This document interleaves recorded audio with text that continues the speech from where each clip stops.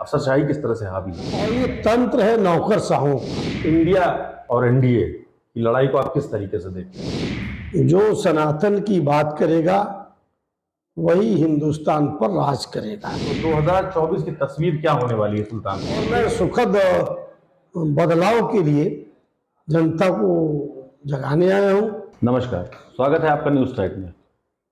पूरे देश में आज शिक्षक दिवस मनाया जा रहा है। ऐसे में हमारे साथ एक बड़ी शख्सियत मौजूद हैं जो शिक्षकों का नेतृत्व करते हैं। लगातार 4 बार से एमएलसी रहे हैं और गोरखपुर अयोध्या स्नातक क्षेत्र का नेतृत्व करते हैं और शिक्षकों के बड़े नेता के तौर पर जाने, फायर ब्रांड नेता के तौर पर जाने जाते हैं। इन्होंने लगातार विधान परिषद में शिक्षकों से जुड़ी समस्याएं उठाई हैं और जिस भी पार्टी में रहे, आज भारतीय जनता पार्टी में है, भारतीय जनता पार्टी के साथ में है और लगातार भारतीय जनता पार्टी की नीतियों को जनता तक पहुंचाने का काम करते हैं। आइए हम बात करते हैं देवेंद्र प्रताप सिंह जी से। धन्यवाद। स्वागत है। पहले तो आज चूंकि शिक्षक दिवस पे सबसे पहला मैसेज आपका क्या होगा? शिक्षक दिवस लोक जीवन में विद्वता, शुचिता, विनम्रता और पवित्रता के प्रतीक थे सर्वपल्ली डॉक्टर राधाकृष्णन। उनकी जयंती शिक्षक दिवस के रूप में मनाई जाती है। तो शिक्षक दिवस मेरे लिए एक पवित्र अवसर है, त्योहार है। इस पवित्र अवसर पर मैं ये अपील करना चाहूँगा कि शिक्षक वही है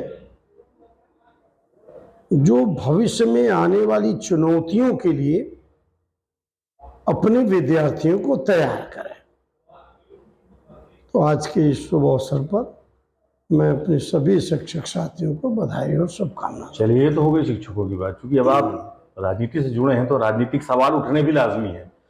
लगातार भारतीय जनता पार्टी की नीतियों को अफसरशाही कहीं ना कहीं अफसरशाही हावी दिखती है प्रदेश में। अफसरशाही शिक्षा व्यवस्थाओं में भी तमाम, क्योंकि आपका नाम आता रहा, फायर ब्रांड नेता के तौर पर जाने जाते हैं और अपने वक्तव्यों के लिए जाने जाते हैं, सख्त नीतियों के लिए जाने जाते हैं। उस पर आप जरा सा 2 शब्द बताएंगे, अफसरशाही किस तरह से हावी है? देखिए, संविधान में जनता के लिए, जनता के द्वारा जनप्रतिनिधियों का निर्वाचन होता है और जनता द्वारा निर्वाचित प्रतिनिधियों की सरकार बनती है। जो संवैधानिक व्यवस्था है, निर्वाचित सरकार के अधीन काम करने के लिए उनके निर्देशों, उनके आदेशों को कानूनी सांचे में ढालकर उनकी नीतियों को आगे बढ़ाने के लिए तंत्र की स्थापना की गई है और ये तंत्र है नौकरशाहों का। भारत की संवैधानिक व्यवस्था में उनको सदैव निर्वाचित सरकार के अधीन काम करना होता है। लेकिन तब लगातार सवाल उठते रहे अफसरशाही को लेकर के कि तानाशाह। मैं स्वयं उठाता रहा हूं। नौकरशाहों को औपनिवेशिक मानसिकता का परित्याग करना पड़ेगा। वे आजाद भारत के लोकतांत्रिक देश के लोक सेवक हैं। उन्हें प्रत्येक दशा में जनता के निर्वाचित प्रतिनिधियों का आदर करना चाहिए, सम्मान करना चाहिए और उनके दिशा निर्देशों को का गंभीरता से सुनना चाहिए, पालन करना चाहिए। 2024 करीब है, तो कुछ इस पर भी इंडिया गठबंधन और एनडीए की लड़ाई को आप किस तरीके से देखते हैं? जो सनातन की बात करेगा वही हिंदुस्तान पर राज करेगा। हमारी आस्था को चोट पहुंचाकर अगर एनडीए चाहती हो कि उसे कुछ मिल जाएगा तो इसकी बहुत बड़ी क्षति एनडीए को उठानी पड़ेगी। तो ये मानते हैं कि इंडिया लगातार सनातन धर्म को कहीं ना कहीं सभी सनातनियों के मन में उनके इस अपमानजनक और तल्ख टिप्पणी के खिलाफ गुस्से की भावना है क्या? और सब मन बना लिए हैं कि जो सनातन की बात करेगा उसी की सरकार बनानी होगी और सभी सनातनियों के लिए राष्ट्रहित सर्वोपरि है और राष्ट्रहित में केवल एक व्यक्ति का जीवन समर्पित है, वह है आदरणीय नरेंद्र मोदी। पिछले 9 वर्षों में मोदी जी ने भारत की साख को, भारत की प्रतिष्ठा को दुनिया में बढ़ाया है। भारत दुनिया की तेज गति से उभरती अर्थव्यवस्था वाला देश बन गया है। हम 9वें स्थान से आ गए, पांचवी सबसे बड़ी अर्थव्यवस्था बन गए, और इसी कार्यकाल में तीसरी सबसे बड़ी अर्थव्यवस्था भारत की बन जाएगी। जिस प्रकार से भारत सरकार और प्रदेश सरकार औद्योगिक क्षेत्र में विस्तार कर रही है, आत्मनिर्भर भारत के अभियान को तेजी से आगे बढ़ा रही है, उस प्रकार से लगता है कि भारत इसी कार्यकाल में दुनिया की तीसरी अर्थव्यवस्था मानते हैं आप कि इंडिया से अभी कोई लड़ाई नहीं है? नहीं, कहीं लड़ाई में नहीं रहेंगे। उनकी ऐसे ही टिप्पणियों से हमारा पूरा सनातनी समाज आहत है, और हमारे लिए देश सर्वोपरि, देश से बड़ा कोई नहीं है।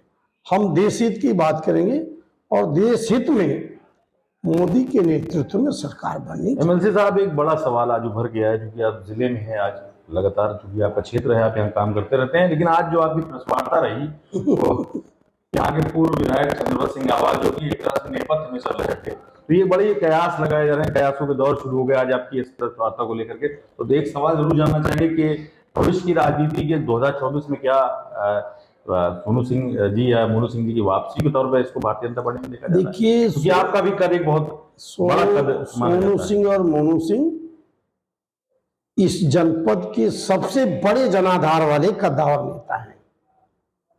हीरे की पहचान तो कोई जौहरी ही करेगा। जिस दिन किसी जौहरी की नजर पड़ेगी, ये हीरा अपना पूरे चमक को पूरे जनपद में बिखेरेगा। इनके जनाधार में तो कोई कमी है नहीं, और भारतीय जनता पार्टी कैसे मजबूत हो, हम सबको प्रयास करना चाहिए। मैं केंद्रीय नेतृत्व से भी कहूंगा कि उनके जनाधार को देखते हुए और उनके नाम पर गंभीरतापूर्वक विचार करना। आप जौहरी की भूमिका में यहाँ मौजूद नहीं, हैं। मेरे लिए तो मेरे बेटे की तरह है, चाहे जिन परिस्थितियों में रहे। मेरा उनका रिश्ता तो बहुत आत्मीय है और जीवन भर का चलने वाला रिश्ता है। क्या लगता है कि अगर कुछ राजनीतिक परिदृश्य बदलेंगे तो 2024 की तस्वीर क्या होने वाली है सुल्तानपुर में? देखिए, बदलाव तो जरूरी है, और मैं सुखद बदलाव के लिए जनता को जगाने आया हूँ, अपने लोगों को सहेजने आया हूँ, और जिले के सबसे बड़े जनाधार वाले जनता के नेता सोनू और मोनू को भी उत्साहित करने आया हूँ कि अपने जनाधार को निरंतर बढ़ाते रहें, और केंद्र नेतृत्व से भी संपर्क और संवाद होना चाहिए। चलिए, थे शिक्षक एमएलसी देवेंद्र प्रताप सिंह जी, जिन्होंने बड़ी बेबाकी से सारे सवालों का जवाब दिया, और खास तौर से जिले की राजनीति पर जो इन्होंने टिप्पणी की, जौहरी की भूमिका में अपने आप को बताया, इससे लगता है कि 2024 में जो आने वाली तस्वीर होगी बहुत क्लियर होने वाली है। Farid Ahmed, news time, Sultanpur.